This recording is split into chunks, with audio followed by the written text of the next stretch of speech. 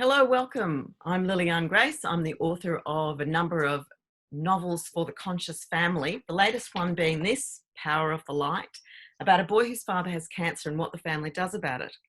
In the process of writing this book, I spoke to a number of people who had cancer and recovered through very natural means. And in more recent times, I've discovered the work of a doctor called Dr. Zach Bush. And watching one of his interviews, he made a comment that really resonated with me, which was, I cannot turn the tide in my clinics. I can't shift the momentum by working with one cancer patient at a time. It's far too slow and it's not at the root of the cause. And so I looked to farmers to realise the salvation of human health. And so that's what we're going to talk about today. I have with me Blair Beattie, who is starting up in Australia what Dr. Zach Bush has started up in America in the realm of regenerative agriculture. So the idea is, how can we restore our soils, our land, our farming methodologies so that they're natural and holistic and healthy, and that we're not working with, we're not having to turn to pharmaceuticals at the human health end and not starting off with pesticides and fertilizers, or artificial fertilizers and things like that, that are destroying our health. So Blair, welcome. Thank you for your time. Absolute pleasure to be here. Thank you for your time, Liliane, and the amazing work you do. Thank you. Thank you. I should say that one of the reasons for this interview also is I've decided that I want to donate 20% of the profit from each book sale to Farmers Footprint, which is this organisation dedicated to regenerative agriculture. And so I thought I need to do an interview with someone who can explain all about Farmers Footprint. So Blair, how about if you begin with how you got involved, what your background is, and how you came to be involved. And right on schedule, there's a dog scratching at the door. So hang on a second, I'm going to let this dog in, and then it's over to you. Woof, woof. Come on. Okay. I'm back. Hello, puppy.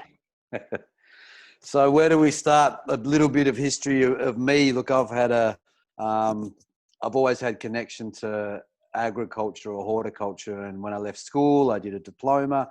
Then I got really distracted, maybe for 20 years. So I've been through restaurants and photography and fashion and travelled the world and had an amazing, very privileged existence. And then when you finally settle down and you find an amazing partner and you have children, your perspective change, things shift in what's important to you, and you start coming full circle again to possibly what first in my childhood I connected to, and that's Mother Earth. That's our natural environment. And realizing that from doing lots of activism work and events around the place and trying to change the world, I kind of had a realization that that's not my responsibility. That's our collective responsibility, and I need to find something that I can do possibly locally to affect change. And that's when I kind of went back to food, providing good food, and the byproducts of that, of course, are health and connection and community. And so while I was sort of toing and throwing in that space, and we were just transitioning out of a business, I had an opportunity to become part of a new project which was centered around farming. And of course, I'm always one to take on new things, and I'd already had some experience in that space from doing PDCs and having my diploma in hand and working with growing veggies and setting up landscapes and all that kind of stuff. But I'd never done it on a commercial level, and that's what I was next interested in. So I jumped in and got very dirty, and I ended up curating a project that was centered around what I was to learn was regenerative agriculture, but at the time it was sort of a melding between permaculture and best practice with what I knew of what growing food is. And we did pasture-raised birds, and we had a market garden, a medicinal garden, and I met some amazing people and had some amazing mentors. We were doing bush foods, and then one gent who changed it all for me was a guy called Paul Taylor, who's since passed on, but he was sort of my catalyst into understanding what can change it all, because he had a company called Trust Nature, which was quite fitting.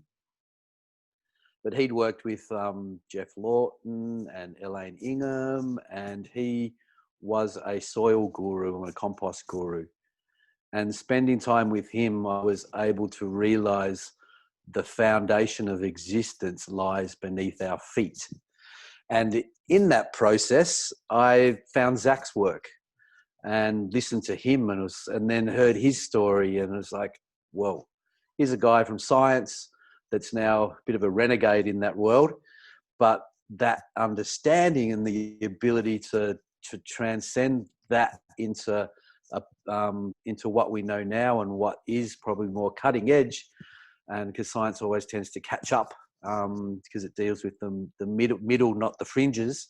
That really resonated with me. So I followed his work and reached out, and they'd created a docu-series which was based on farmers, what they had put together called Farmer's Footprint, which was telling the story of where our food system is and what a solution for healthier food could be within a US sort of narrative and nuance.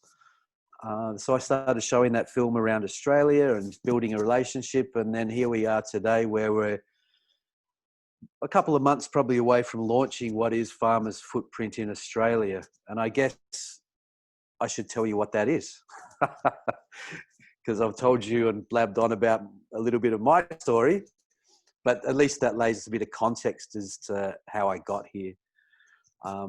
So regenerative agriculture is there's a few different definitions for it, but in simple terms, I'd say it's something that will build biodiversity, increase watersheds, increase soil biology and health, and it also reverberates into the people that work on the land as well.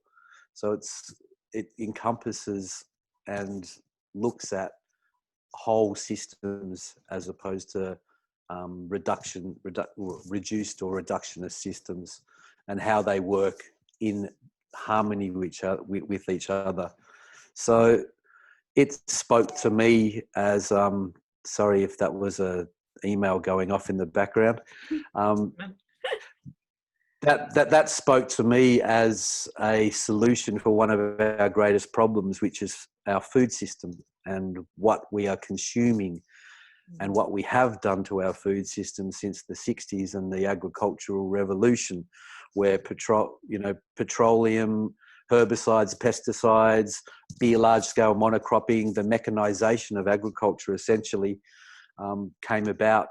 And since that time, where there's been a parallel plummet in our health because of this over-tilling and overuse of chemicals, where the products that we're eating are kind of constructed to look really great, but are devoid of nutrition.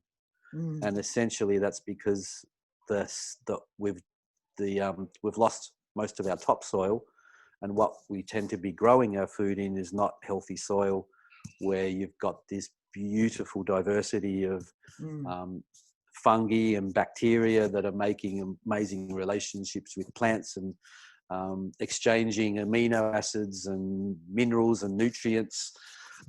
So all of that got lost somehow, and now we tend to be eating coloured cardboard, you could say.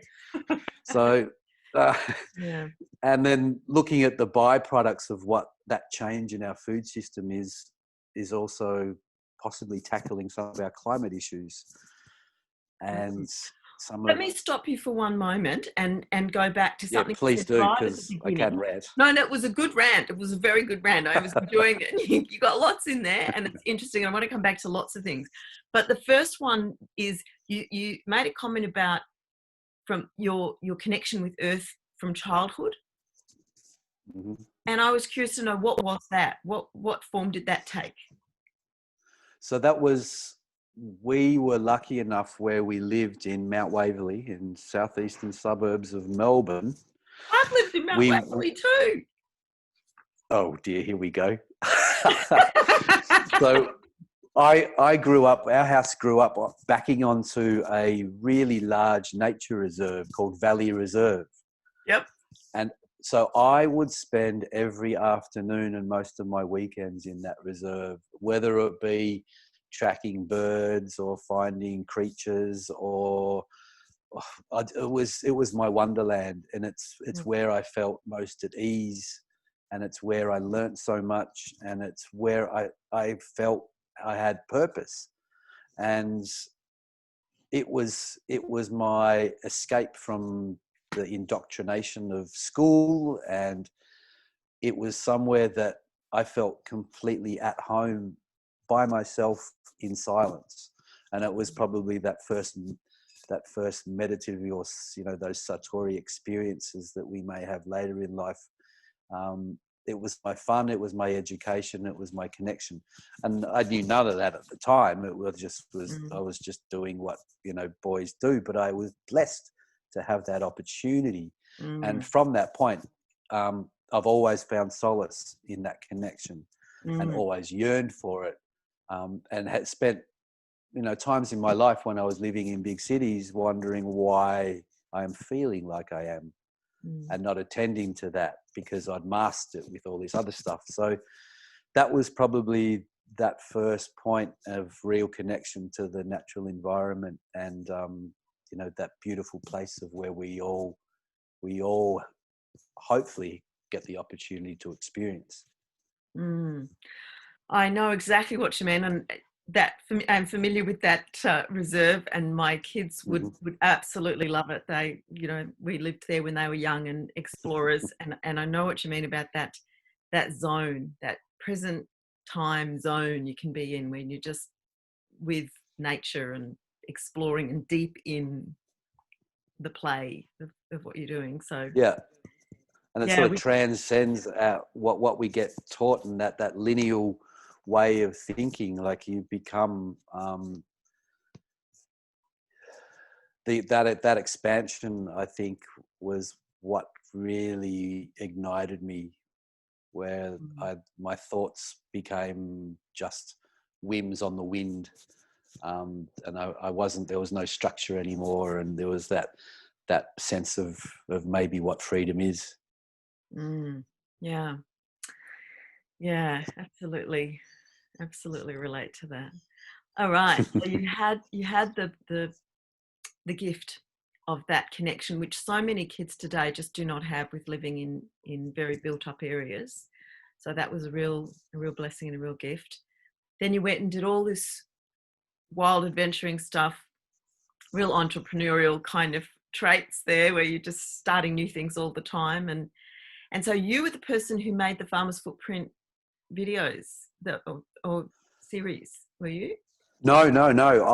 I saw the series, and I thought this needs to be shown to others. Right. And so I reached out to the guys over there, and they'd built little screen toolkits and were opening it up for people like myself to show them to others and communities and travel around. So I got addicted to that. So I went down to Melbourne and showed them at a festival, and then I did gatherings and got people together, and then spoke about, had great Q&As with some good, some people, some farmers, or because it was focused on, if anyone hasn't seen it, I suggest you do farmersfootprint.us, jump in there and watch the first part of the docu-series.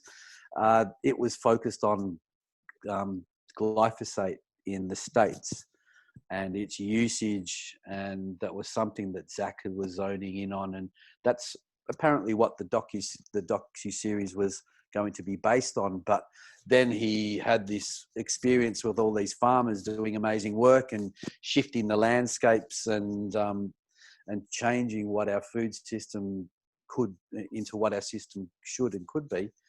And that sort of put him on that pathway of this form of agriculture is a solution to not just our food system, but our health, healthy soil, healthy plants, healthy people, healthy planet. That's very simplistic, but it's it has some resonance. It has a lot of resonance for me. I completely agree. What you said before about, we've had this overdependence on the petrochemical sort of products, and then this correlation with health dropping. In fact, if I go back to that page where I quoted Zach before, there's something else I quoted, which was in 1965, 4% of our population had a chronic disease. Today, 46% of our children have a chronic disease. I mean, there's a reason just there to stop and have a good hard look at what we're doing and turn things around. So it's the writing's on the wall. There's the white papers are there. The denial needs to stop. The unfortunate reality is there's some paradigms to break, cultural paradigms and belief paradigms to break, and there's also a lot of money that needs to shift its purpose. When you look at the situation of current farmers, even if some of them want to shift, it would almost be impossible for them to do so because of their complete dependence on the banks or their insurance companies, or they've just been trapped into a way of working that doesn't allow them the mindset or the financial ability to make that shift. So there's a super amount of work to do, but as I think what we and Farmers Footprint want to assist with doing is telling the stories of those that have done that, are doing that, and then inspiring more farmers to come on board and building out the models, the education and the resources to support that journey. Yeah, that really does come out in the Farmers Footprint, the little film that they've got on their website, and I'll put the website in the notes there, in the links. Just the way that farmers are so compromised once they start down the pesticide sort of path, the Roundup, the glyphosate, that sort of thing, and then financial overwhelm that kicks in, and the family conflicts and stress and all of that, because in the end it doesn't deliver the on the claims, does it? And if anything, it does the absolute opposite and destroys their soil, makes them dependent, kills seed, just so many things. And there's a real breakdown of family. And the statistics show that the average, the highest rate, I think, of suicides in Australia are farmers. Yeah. The average age of a farmer is 57. It's got to the point where the new generation don't want to be on the land because they've seen the struggle and the hardship and the turmoil and the trauma. But happy to say, doesn't have to be that way. It doesn't have to be that way. And there's so much. I live in Romsey, which is a little regional town outside of Melbourne in the Macedon Ranges, and have lived suburbanly most of my life, and always knew there was this part of me that just wanted to live in the country, and had a brief experience of it 20-something years ago in Bacchus Marsh. And I just love it. I could not go back to the suburbs. I just absolutely love going for a walk and seeing green fields. And I just love that scene behind your right shoulder there. It's just magnificent. And the healing, the peace, the beauty, the fresh air, the sense of connection with earth. So the mother, right? As you said before about that everything comes down to what's beneath our feet. This soil and this connection to earth, and that whole, people know when they go to stand by the ocean and they get all those negative ions from the waves crashing and everything, and how calming and refreshing that is by comparison with sitting in your office all day with computers and artificial lighting and all the rest of it. And so same with just being out in nature anywhere, isn't it? It's just these negative. Take your shoes off. Take your shoes off, yeah. So we've been walking around in rubber soles for way too long, disconnected from Mother Earth. Yeah, we have. And we've got these very tender feet now, haven't we, with our crammed in our Oh tight my, shoes. oh yeah, we do. I used to walk around in my 20s without shoes, and people would be disgusted by how dirty my feet are. And these days, I can barely walk down. You know, if there's a few rocks, and I'm like, oh, oh, oh. Yeah, I know. I'm the same. I'm the same. My kids were home educated, so you know, most of their school years we were homeschooling, and so we'd be at that Valley Reserve at that park, you know, through the day. The other kids are heading off to school, and we'd be going down to the park with our dog and all the rest of it. And often my kids would be going bare feet. You know, they were just tough. Fantastic. Yeah, yeah. So, Farmer's Footprint and what you're doing now, what are the practical next steps? You said you're launching in a couple of months. So, what does that mean? What does a launch look like? What form will it take? So a launch looks like building out a platform, which would be a website, and then, of course, all your attached social media and a community platform like a mighty network. So essentially, that would be our public face, and that would hopefully appeal to a large cross-section of humans out there. We want to build stories which can speak to consumers, to backyarders, to small scalers, and also attract some of the large scale farmers. So what we want to do is tell the stories of regeneration, and then to support that and to support that interest, have a really robust resource page where someone that had just heard about or just found it and wants to know more can go to. What can they read? What can they watch? Who can they listen to? What education is out there? And we want that to be enough to support all of those tiers of and skill sets. And you know, the joy which would come from having a farmer jump in, see what we're doing, and then reach out to go, this is what I do and I want to change my practices. And someone like myself to have that conversation and then have the ability to point them to a person in their region that can help them on that journey. That's the juice. That's the goal. Yeah. That's change. So we're aiming pretty large for a broad spectrum of demographics, but I think we need to engage. We try and engage everyone and be inclusive of everyone. And then allow those resources to disseminate that information and, you know, funnel people into where they need to go to learn more and experience more. And we've kind of set up 4 pillars within Farmer's Footprint where it'll be education, which will be our website, awareness, education, economy, and policy. Okay. So that education and awareness piece comes a lot with our interaction on a web platform that'll also move into experiential education. So us doing workshops and educative forums and webinars, and then doing events. So at some point, you know, hopefully sometime next year when things shift a little bit, the current status quo, we can actually travel to different countries and we can bring Zach and, you know, his crew out here and maybe do a national tour and introduce his work, his vision, and then everything we're doing here on the ground in Australia. And we've made a real commitment to not mirroring what they're doing with Farmers Footprint in the States.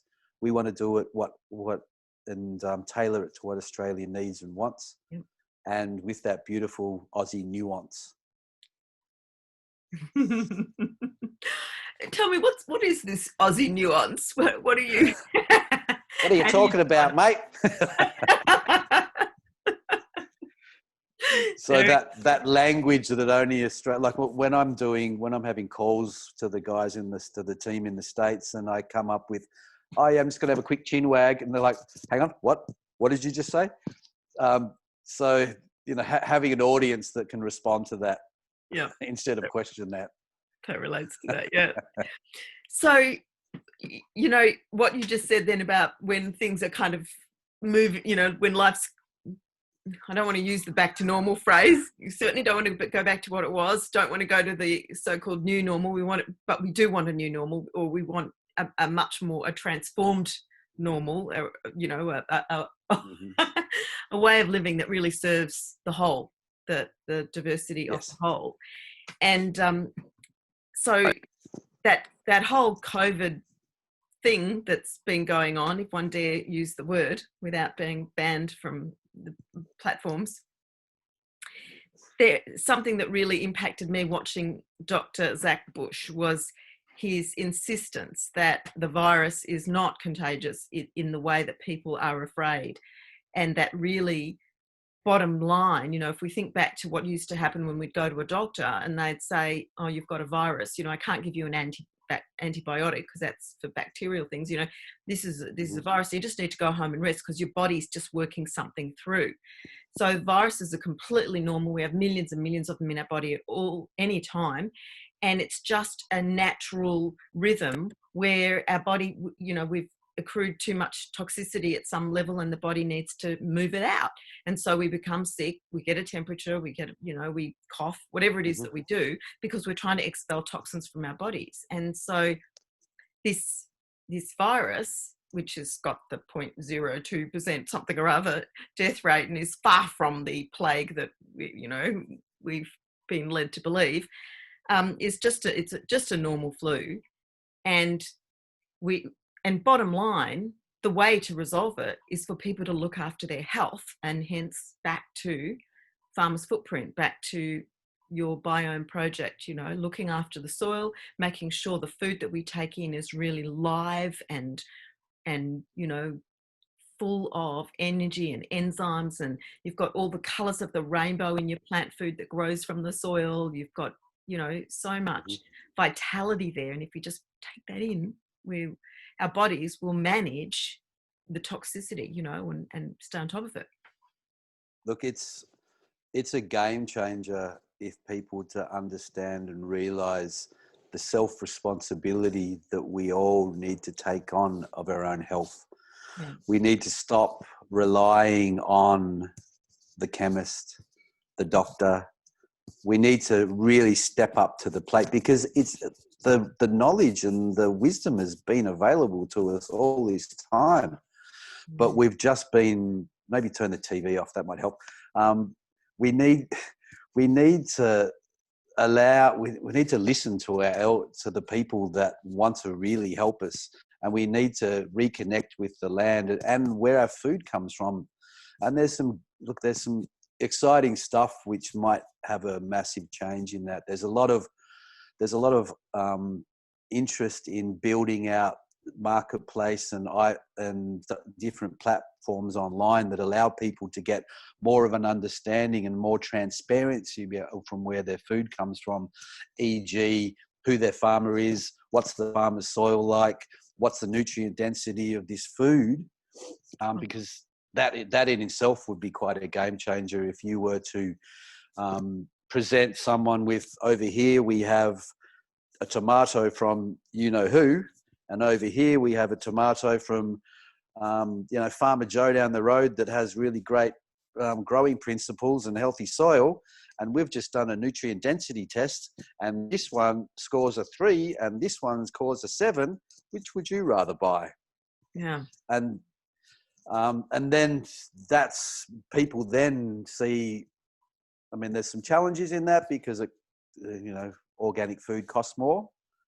But if we get people to over that hurdle and understand that this is an investment in your health and your longevity and your ability to function happily and beautifully as you should, and every sentient being should on this earth, then let's spend the extra buck and buy the good produce and not the crappy one. And it's the same with proteins. The fallacy of that cows are destroying this earth is that it's not the cow, it's the how. It's how we're farming things. Yep. It's, if we're able to shift all of that and come back into some sanity about where our food comes from and how often we should be eating certain foods, We don't need to eat proteins every day. Let's just eat really good ones when we do, and pay and be happy to pay for that in that process. I mean, I'm sure when finally regenerative agricultural food becomes mainstream, then that the price discrepancy will it'll even itself out again. But at this point in time, we need people to step up and invest in their health and support these guys that are doing amazing work and giving you amazing food, because the byproduct is your health, and you're getting the nutrients your body needs to have a really strong and robust immune system. And that's what everyone needs, but it's not what anyone in the government, this entire, did you say pandemic? This entire episode, no one spoke about how to support your immune system. I didn't hear that narrative anywhere. And I believe that is almost criminal. I agree with you. We are not, that these people, these medical practitioners, actually I have been in hospital, and they don't really know much about supporting your immune system, because look at the food they serve you. That's my biggest gripe with this entire scenario, is that there was not a conversation about that. And those that tried to have that conversation were shut down and vilified. And that's a real shame, because that's the piece that we're missing, is that our food is there to support our bodies. But if we don't get nutritional food, then our bodies are lacking that, and we don't need to then go to pharmaceuticals and try and band-aid those issues. So our food is there for our bodies, just as our government is supposed to be there for the people, rather than the other way around. I'm going to give my book a plug again, just because that was exactly my purpose in writing this book, was a boy whose father has cancer and the usual ways that they go about dealing with it. And then they learn about the power of the food, and they start to change what they're doing what they're doing there.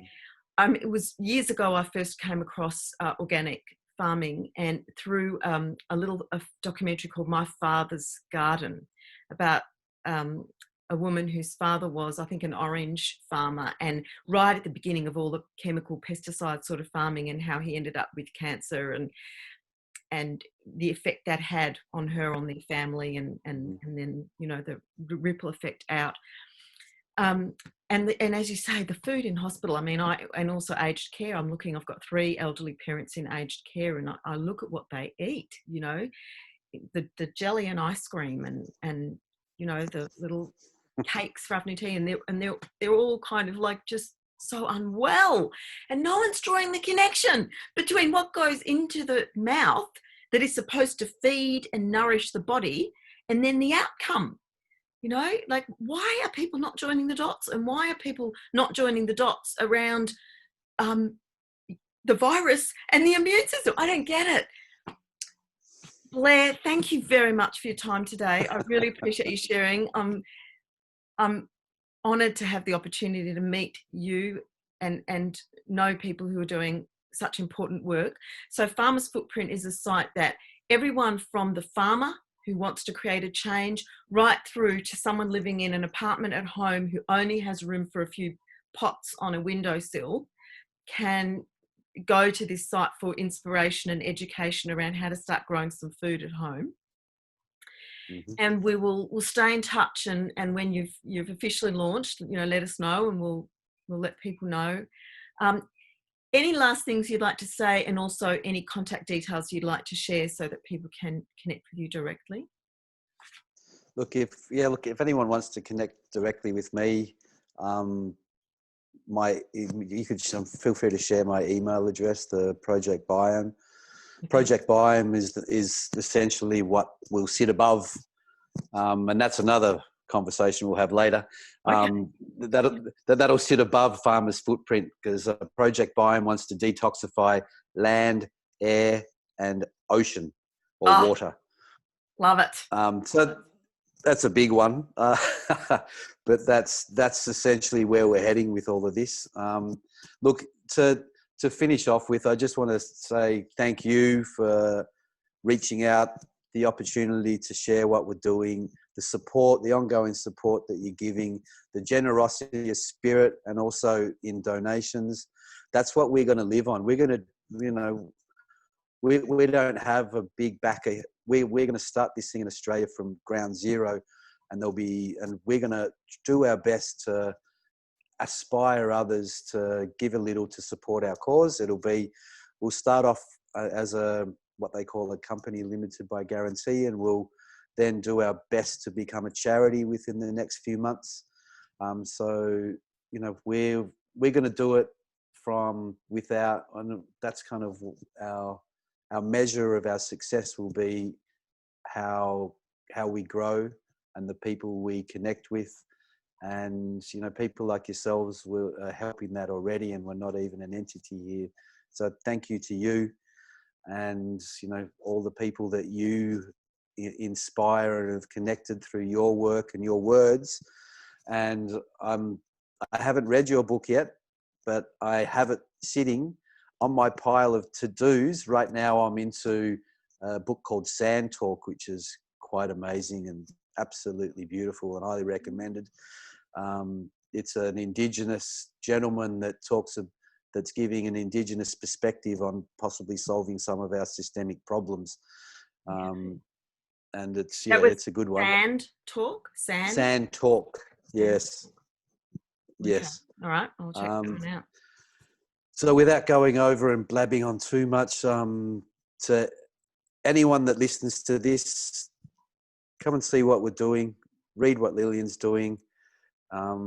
This is the way of our future. And, you know, my biggest driver is I have children, and I don't want them turning around to me in 20 years' time asking me, what did you do, Dad?